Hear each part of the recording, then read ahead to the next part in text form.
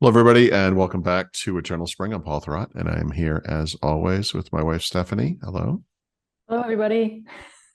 So we're here in Mexico City still, and we wanted to talk about a topic that's kind of near and dear to our hearts. Um, we talk a lot about money in general, and I think when people travel, at least for us, food and drink is a big part of that experience and a big part of the budget. And if you're coming to Mexico City as a tourist, maybe for a week or two, you're going to visit all of those highly regarded local restaurants and get all the street food and all that kind of stuff. And that's completely normal. We did the same thing, but we're also planning on spending a lot more time here. And this is a 3-week trip, but we're hoping to spend months at a time here sometime in the near future. And we've had a lot of food experiences with an eye toward that, looking for different ways to save money and still have good experiences. And we found some things which we think typical tourists probably won't even know exists. Yep. Yeah. So what we found in our neighborhood, and they're all over Mexico City and probably all over Mexico, but we are here in our little corner of Mexico Yeah. City. They are little local restaurants, and they are called either Cocina económica, which kind of translates to, economical food, or Cocina, Comida, Corrida, which kind of translates to, food on the run, I guess, kind of Yeah. fat food for people who don't want to spend a long time Don't eating confuse it lunch. with fast food. Yeah, it's not fast food. Um, it's a small kind of a hole in the wall restaurant. Mhm. It's usually either right on the street or we've seen them in public markets.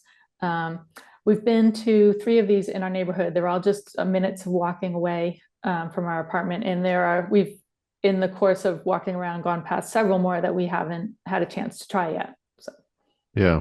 So they're not fast food like we think of it in the United States, but what are these things really?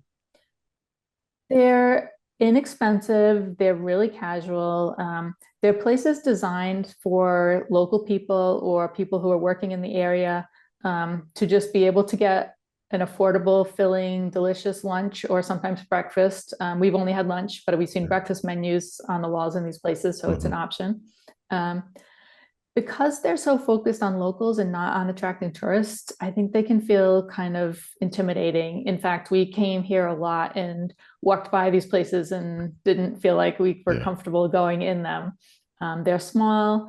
There's, clearly designed for locals, not for tourists. There's little or no English spoken. Mhm. Um, but when you understand how nice Mexicans are, you understand that you can certainly have a great experience in these kinds of places. Right. There's 3 or 4 courses in a lunch typically, which makes it sound like a much more formal affair than it actually is. So we'll get into what those Right. courses are in a minute. Um, and there's not a menu that they hand you when you sit down at the table in the restaurant. There's a menu board, um, usually outside on the street or hanging on the wall in the restaurant or both.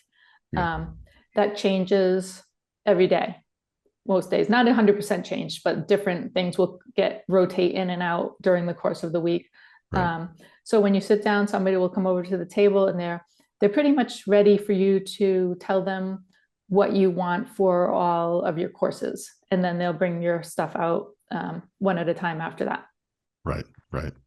So the first course, it just sounds funny saying it that way, but the first course is usually a choice of chicken consomme, which is like a chicken broth, that has vegetables in it, typically potatoes and carrots and maybe some others, maybe rice. It depends on the place. And then there's another kind of soup that may vary by day and by place as well. And I think we've Mhm. semi-exclusively always gone with the consomme, right? Mhm. Which Yeah, is great. yeah, it's great. Yeah. Some broth, some vegetables, some Hmm. rice. Good. Yep. Then when you're done with that, they'll bring out your second course, which is a small plate. You usually have a choice of either a white rice with some vegetables or some kind of like a plain pasta type thing, not a heavy sauce pasta. We've also seen salad as options for that course as well, and they're a little bit different than I what you was going might to say picture as your salad. So, American salad. yeah. I've had them twice, and one was a nopal based, so it's cactus Mhm. leaf chopped up kind of based to salad with onion and cilantro and stuff. That one was pretty good. And another time I had one that was just jicama and carrots shredded on a plate. Which And is I added some lime juice to that. Yeah. because it was Just pretty usually a funny. garnish, not what you eat, but Yep. yeah.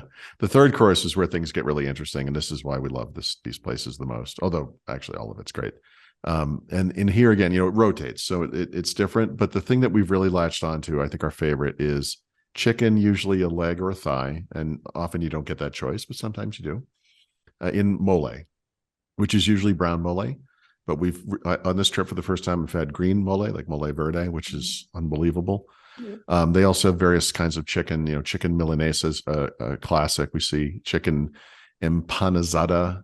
These are both breaded, flattened chicken breasts, basically. I think the preparation might be a little different. I don't know that we've ever actually seen milanesa, although we see it on the menu everywhere. Enchiladas verde, right? Green enchiladas, which is incredible. What else? There's usually enchiladas with mole as well. Yeah, right. Tacos dorados, which are tacos, like rolled tacos, like I think we would call them taquitos in the United States. Deep fried. Little deep fried. Chicken cordon bleu, which is pechuga is the word for chicken breast. And we've seen that on the menu. And a lot of others. There's probably often 6 to 8-ish options for your third course, which is your main. This is your main course. The main course, the main meal here. And it does, for if there's 6 today, maybe 2 or 3 will be rotated out tomorrow, and 2 or 3 new things will come in their place. So it changes up a little bit all the time. The fourth course, such as it is not offered everywhere, but when it is offered, it's usually like a cheap kind of store-bought candy item. There was one time it was like a cookie, like chocolate thing that I thought was pretty good, but since then we've seen lollipops and these weird little marshmallow type things. They're very strange, but I've seen people actually reject them, which is kind of interesting. Not everybody does that. And then most of these places also give you a juice for free in aguas fresca. And when they give it to you for free, you get it in a little carton, a little container, which you can pour out. They'll give you more if you run out. It's free. It just comes with the meal. So we've seen like melon, jamaica, which is popular here in Mexico, watermelon, etc. Some places let you buy that separately, and then you pay for it separately. And you have choices, right? You have they might have a selection of 10 or 12, even depending on the place. Not only are these meals delicious, they're fantastic, Filling. but they are incredibly inexpensive. Right. We normally tip. We're not sure we have to, because we've kind of been keeping an eye on what Mexicans do, and it doesn't seem like everybody does, but we feel like, culturally it's part of something that we do, and it's not a lot of money that we are, tipping. Because usually these meals will cost around $3.50 each per person. One was up to maybe $5. Sometimes you buy the drinks separately. If you do buy the drinks separately, they're like $1.25 each. And they're huge. They're like a liter. I think. Yeah, it's an amazing amount of juice. Yeah, I'll take them home a lot. So pretty much for lunch, with drinks, tips, and the whole meal, we're usually leaving 200 pesos, which is about $10, and that covers everything for both of us for our lunch.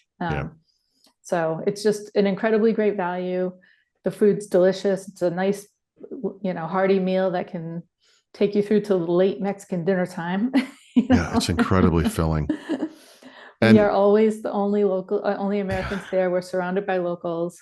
The people that work in these places, they might not speak any English, but they're happy that we're there, and they do their best to make sure that we have a good experience and we get the food that we want. And it's, Well, they're always great. Of course they are. Yep.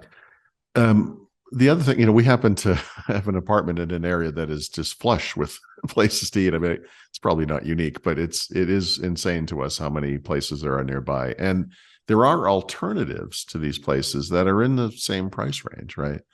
The one that we've been going to the longest is a sandwich shop up the street. The sandwiches that we get, which are typically a cheeseburger with all kinds of stuff on it, a cabano sandwich, which is various kinds of pork and chicken, an española, which adds an egg basically to the cabano, are $3 a piece. They have premium sandwiches that are $3.50. We've never even tried one of them because the things we get are so good. And then filling. yes. And they have incredible aguas frescas choices for $1 or $2, depending on the size of the drink. And they even have French fries. So if you're in the mood for kind of a hamburger French fry experience, but with a little bit of a Mexico City twist, you get out of there for not much more than $10 for the both of us. Mm-hmm. Yep. And since our last trip, a new place opened up nearby. It's actually a second branch, I guess, or I think there are more than two actually, but okay. It's a new branch for this area. Yeah, it's a well-regarded local place. It's called Caldos de Gallina Luis, and Caldos de Gallina means chicken broth. Right. So that's the main part of their menu. It's a big bowl of soup. The base is obviously chicken broth with vegetables, white rice, and chickpeas in it. And then to that base, you add whatever chicken you want. They have, legs, thighs, breasts, a bunch more parts that you're probably less interested in. You don't want the gizzard, don't go too far on the menu. Right. Stick to the top of the menu. Yep. And they serve them, it's a big bowl of soup. They serve it with corn tortillas. And then you buy a drink there. They have the aguas frescas with, several different choices of flavors. But they also have lots of stuff, sorry, to put on top, right? They have onions and cilantro and sometimes chile and different sauces and limes. Yeah. Yep. And this is, they do have a few things on the menu as well that are not soup, like enchiladas verdes, but it's clearly the place you go to this place for the chicken soup. Right. But if somebody in your group doesn't want that, there's a couple other things on the menu. This is even more filling than these other places that we mentioned. Yeah, right? It's amazing. And these things cost $3 for the chicken thigh version. They're all within probably 50 cents plus or minus, depending on what part of the chicken you add to the bowl. But the half of an enchilada order was $2.75, and I couldn't even finish it. It was this mountain of food. The funny thing about this restaurant is it's across the street from a restaurant that we go to regularly that we love. It's a little more upscale than this. And we were sitting in that restaurant looking at it across the street. I said, that wasn't always there. What is that thing? And we looked it up and figured out what was going on. They built this tiny shed basically in the corner of a parking lot that was there. They have porta potties out back. The kitchen is the size of a closet. It's nothing because basically they're just making soup with chicken, and you can sit inside or out, and it looks like nothing, and it is one of the best meals I've ever had in my entire life. We've already been 3 times. Oh yeah, I mean we just keep going back. We're rotating between this place and these other inexpensive restaurants basically now. Yeah. And of course it's Mexico City, so we have incredible street food options within 2 blocks of our apartment. Of course we do. We actually don't do too much with that, which is interesting. Because street food is a big deal for us, but there are so many inexpensive choices, And I think that's the point. You come here, maybe you rent an Airbnb for some amount of time. You would walk by these places, and if you know a little bit of Spanish or don't mind struggling through that a little bit, I would just tell you, even if you're just a tourist and here for a little while, give these places a chance. It's a great way to save money, yes, of course, which is important when we're here for a long time, but they're incredibly good meals. These you're not skimping in any way, shape, or form. These are great meals. And honestly, once you understand the format of it, when you look at these menu boards, they're always just on whiteboards because they change them all the time. Right. And you can, translate what you can with your phone, but it's like you've got your soup choice, you've got your rice or pasta or salad choice, and then you've got your big list of main course choices, and the dessert thing's not even on the board. So maybe that's the advice right there. If you see a whiteboard outside of a little hole in the wall, take a look at it. Go on in. and don't be intimidated. Right. We spent a lot of time being intimidated by, including that sandwich shop was a good example of that. Because we thought it was some kind of a gentleman's thing where it was all older guys. That is not what it is at all. They're the friendliest people on earth because they don't even sell beer there. I don't think. Right. We thought it was something completely different, and it's not. Yeah. Yeah. So come here and enjoy that, as we certainly are, and will continue to do so. It's such an unbelievable option to have here. Yep. Yeah, it's really fantastic. Yeah. So I guess that's about it for that. We will have a new video soon, and thank you for watching. Thank you. Bye.